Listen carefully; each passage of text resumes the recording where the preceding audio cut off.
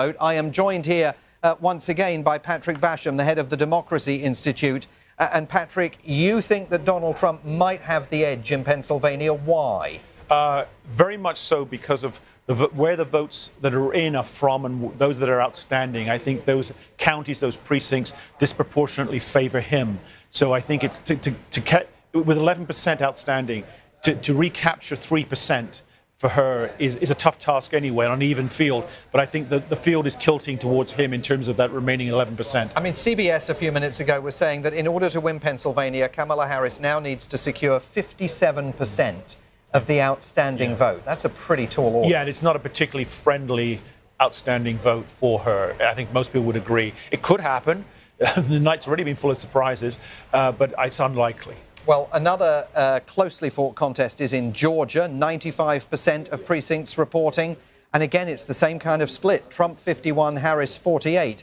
It's kind of curious that Georgia has not, though, yet been projected. It's still officially considered too close to call. Yeah, I think most people have known for a while that Trump is going to win Georgia tonight, or at least by the morning. But for whatever reason, it hasn't been called, perhaps just to keep eyeballs on the set. But clearly, Trump is going to win Georgia. In the fact that he won Florida so convincingly gave us a very strong hint that he was going to do well in Georgia.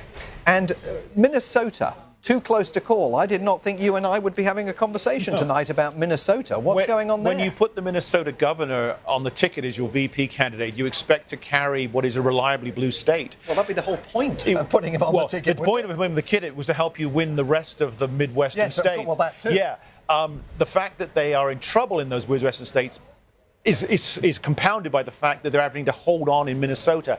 It's a reminder, one, of Kamala Harris's relative weakness in the Midwest, but also Governor Walz's limited appeal beyond his core vote in Minneapolis, St. Paul. And why would that be? I mean, Tim Walz, Kamala Harris's running mate, is the folksiest figure to appear on an American presidential ticket since Jimmy Carter.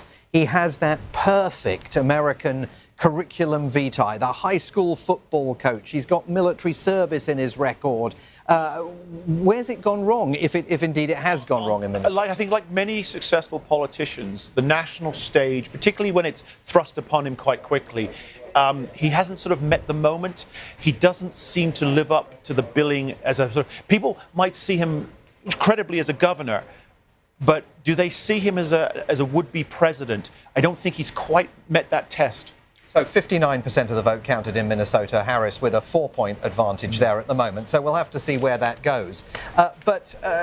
So everything looks like it's going to come down to the blue wall states, as far as we can tell. Are we going to find out tonight, before morning, who the next president of the United States is going to be? Because if you think Pennsylvania may end up being projected for the Republicans, that would be the ball game, right? I'm going to couch my answer by saying I think we will know before morning, but it may not be projected formally before morning. And fair enough, on the Democratic side, you want to make sure you've lost before you acknowledge that you've lost. But obviously the Republicans and Trump, they're going to look for as quick a call as they can. I don't think they're going to get it, though, because most of the networks are not, keen, obviously, to end this quickly. We are waiting, of course, to see what Kamala Harris and Donald Trump have to say, assuming, I'm sure they will, both in some fashion want to address their supporters tonight. Donald Trump down in West Palm Beach, Kamala Harris at Howard University, her alma mater here in Washington, D.C. What are they going to say? Donald Trump is going to say, we've got this one, just be patient, it just needs to be official, everything's gone as we projected, expected, wanted. Kamala Harris is going to say, nobody panic. There's plenty of time. There are plenty of votes. Let's see this play out before anybody jumps to any conclusions. Patrick Basham, of the director of the Democracy Institute, thank you very much. Again, sure we'll